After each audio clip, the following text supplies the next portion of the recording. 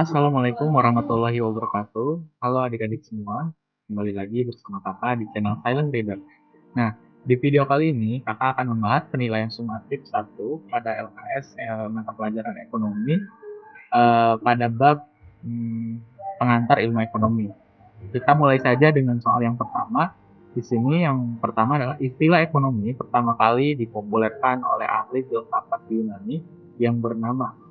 Jawaban untuk soal ini adalah option C, ya, yaitu Xenophon. Kenapa Xenophon? Karena Xenophon merupakan ilmuwan ekonomi yang pertama kali mempopulerkan istilah ekonomi, uh, yang dibagi menjadi dua kata ya, ada oikos dan nomos. Oikos artinya rumah tangga dan nomos artinya aturan. Oke, lanjut yang kedua. Istilah ekonomi berasal dari bahasa Yunani oikos rumah tangga dan nomos aturan. Sedangkan dalam bahasa Inggrisnya kita mengenal dengan istilah. Nah, jawaban untuk soal ini adalah yang B. Kenapa yang B? Karena istilah ekonomi itu adalah manajemen rumah tangga atau manajemen of household. Lanjut yang ketiga, ilmu ekonomi adalah studi tentang cara masyarakat. Titik, titik, titik. Nah, kita tahu bahwa ilmu ekonomi itu berperan dalam memberikan saran kepada kita untuk menentukan pilihan yang tepat. Jadi, jawaban untuk soal ini adalah yang E. Kemudian, nomor 4, seorang ahli ekonomi yang mempelopori pembahasan ekonomi secara sistematis dan menguraikannya secara ilmu pengetahuan adalah. Nah, untuk soal seperti ini tergantung dari seberapa dalam kalian menghafal ya. Nah, jadi jawabannya untuk soal ini adalah yang A, Adam Smith. Yang kelima, ilmu ekonomi sangat dibutuhkan dalam kehidupan sehari-hari, apalagi di era modern ini. Alasan ilmu ekonomi disebut sebagai ilmu untuk mempelajari cara manusia memenuhi kebutuhan adalah. Nah, jawaban untuk soal ini adalah yang C. Ilmu ekonomi dapat menjelaskan cara mendapatkan barang dan jasa secara efisien. Nah, tadi kita sudah singgung bahwasannya ilmu ekonomi itu memberikan gambaran bagaimana kita dapat menentukan pilihan yang tepat ya untuk memenuhi kebutuhan kita, sehingga bisa memenuhi kebutuhan barang dan jasa kita secara efisien. Nah, selanjutnya nomor 6, ilmu ekonomi disebut juga ilmu memilih. Nah, hal tersebut karena karena apa ya kira-kira? Oke, jawaban untuk soal ini adalah option E. Ya. Karena manusia harus melakukan kegiatan pemilihan karena adanya keterbatasan. Jadi, kenapa ilmu ekonomi disebut ilmu memilih? Ya itu tadi, karena tidak semua kebutuhan kita dapat terpenuhi karena adanya keterbatasan sumber daya. Nomor 7, data-data berupa jumlah penduduk dan jumlah produksi termasuk kelompok ilmu ekonomi. Nah, kalau berurusan dengan data, nah maka itu hubungannya dengan teori ekonomi deskriptif ya atau ilmu ekonomi deskriptif. Di mana ilmu ekonomi deskriptif ini menggambarkan keadaan atau fakta yang sebenarnya terjadi di lapangan. Nomor 8, berikut ini yang tidak berkaitan dengan ilmu ekonomi adalah yang tidak berkaitan dengan ilmu ekonomi. Kira-kira yang mana? Yang tidak berkaitan dengan ilmu ekonomi yang jelas adalah D. Yang D. Oke. Oke adik-adik, kita lanjut ke nomor 9. Seseorang perlu mempelajari ilmu ekonomi karena, nah apa sih alasan seseorang mempelajari ilmu ekonomi? Nah, jawaban untuk option ini adalah yang C ya, karena jumlah alat pemuas kebutuhan manusia itu terbatas. Jadi ya orang tersebut harus mempelajari ilmu ekonomi untuk menentukan pilihan yang tepat dalam memenuhi kebutuhannya. Oke, lanjut nomor 10. Kebutuhan adalah keinginan manusia titik. Nah, nomor 10 ini jawabannya itu adalah yang C juga. Ya. Kebutuhan adalah keinginan manusia terhadap barang dan jasa untuk kelangsungan hidup dan tidak pernah ada habisnya. Betul ya, bahwa kebutuhan manusia itu ketika sudah terpenuhi kebutuhan A, lanjut ada kebutuhan B dan seterusnya. Tidak pernah ada habisnya. Oke, mari kita lanjutkan ke nomor 11. Sari, siswa SMA Merah Putih. Ketika beristirahat, dia pergi ke kantin untuk membeli mie ayam karena sangat lapar. Kebutuhan Sari akan mie ayam dikategorikan sebagai kebutuhan menurut. Nah, untuk jawaban soal ini adalah menurut waktunya ya. Karena di sini kebutuhannya itu sangat mendesak. Jadi ketika Sari lapar, maka Sari harus memenuhi kebutuhannya dengan membeli ayam. Oke, nomor 12. Saat ini Rina masih duduk di kelas 10 SMA. Namun ia sudah mulai menabung untuk keperluan kuliah di perguruan tinggi. Berdasarkan waktunya, biaya untuk keperluan saat Rina kuliah di perguruan tinggi digolongkan sebagai kebutuhan. Nah, untuk jawaban nomor 12 ini adalah option B, yaitu jawaban ini untuk masa depan ya, kebutuhan untuk masa depan.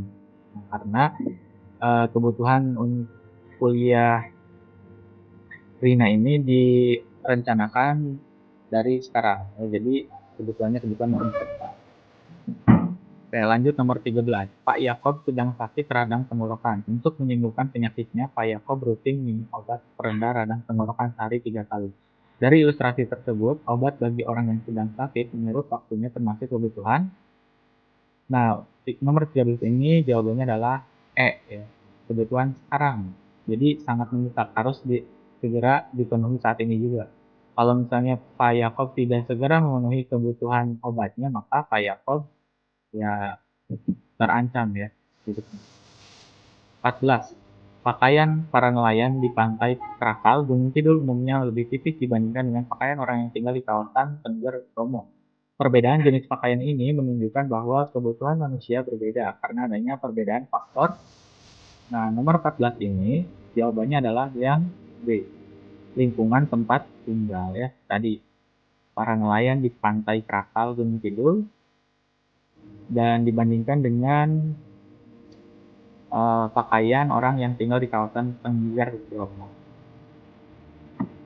Nomor 15. Sebelum uang diciptakan sebagai alat pembayaran, masyarakat melakukan pembayaran dengan cara bertukar barang yang dibutuhkan. Cara tersebut disebut, nah nomor 15 ini gampang sekali ya, jawabannya itu yang A, yaitu barter. Barter itu adalah pertukaran barang dengan barang. Nomor 16. Kelangkaan adalah titik. Apa sih kelangkaan itu? Kelangkaan itu adalah suatu kondisi ketika kebutuhan manusia yang tidak terbatas dihadapkan pada alat pemuasnya yang terbatas. Nah, jadi mana nih option yang menjurus ke kalimat itu? Oke, nomor 16 ini jawabannya adalah yang C, ya, suatu kondisi ketika manusia memiliki sumber daya ekonomi yang terbatas untuk memenuhi kebutuhan yang tidak terbatas. Nomor 17. Ketika pandemi COVID-19 mengganas, permintaan masker meningkat luar biasa banyaknya. Namun produksi masker belum mampu mengimbangi kebutuhan masyarakat. Berdasarkan pernyataan tersebut, penyebab terjadinya kelangkaan masker adalah nomor 17 ini jawabannya adalah yang E, ya, kemampuan produksi dan bencana alam. Jadi ketika permintaan meningkat tapi tidak diimbangi dengan kemampuan produksi, maka akan terjadi kelangkaan. 18. Faktor yang dapat menyebabkan kelangkaan adalah nomor 18 ini jawabannya itu adalah yang C juga ya, terbatasnya kemampuan yang dimiliki manusia dalam mengolah sumber daya alam yang ada. Nah, kalau misalnya manusia memiliki kemampuan dalam mengolah sumber daya alternatif untuk mengatasi kelangkaan, ya maka kelangkaan akan teratasi. 19. Novi hendak berbelanja di swalayan. Penerapan prinsip ekonomi yang dapat dilakukan Novi dalam kegiatan konsumsi adalah 19. Jawabannya itu adalah option A, menentukan harga jual barang ya. Seperti biasa, kita ketika mau memenuhi kebutuhan atau membeli barang, pasti kita melihat dulu harga jual. 20. Berdasarkan skala prioritas, pemenuhan kebutuhan seseorang harus mendasarkan pada skala prioritas. Nah, skala prioritas ini berhubungan dengan tingkat kepentingan ya. Jadi jawaban untuk nomor 20 ini adalah yang B. Oke. Next, nomor 21. Dalam melakukan pengelolaan keuangan, kita harus mengetahui perbedaan antara kebutuhan dan keinginan, sehingga dapat menentukan skala prioritas kebutuhan. Membedakan kebutuhan dan keinginan merupakan langkah dalam perencanaan keuangan, yaitu, nah yang mana nih? Nomor 21 itu jawabannya yang C, yang memilih prioritas pengeluaran. Jadi kita harus mendahulukan apa nih? Harus mendahulukan kebutuhan. kebutuhan dulu ya. Nomor 22, pengertian pengelolaan keuangan yang benar adalah yang mana nih? Nomor 22 itu jawabannya option C. Tindakan untuk mencapai tujuan keuangan di masa mendatang ya. Jadi dengan mengelola keuangan dengan baik, kita akan dapat mempersiapkan keuangan di masa mendatang lebih baik juga. 23. Ilmu ekonomi menurut Albert Westonyer dan Douglas Tuffle dapat dibagi menjadi kelompok ekonomi. Nah, ini pembagian ilmu ekonomi nih, yaitu ada deskriptif, teori, dan sarapan ya. Nomor 23 jawabannya yang A. Nomor 24, bagian dari ilmu ekonomi secara khusus mempelajari fungsi, sifat, peranan, permasalahan mekanisme moneter, dan pengaruh uang terhadap aktivitas perekonomian suatu negara disebut ilmu ekonomi. Nah, kalau berhubungan dengan uh, uang ya, berhubungan dengan uang, kemudian kegiatan moneter, dan lain-lain, itu masuknya di ilmu ekonomi moneter. Terakhir, nomor 25.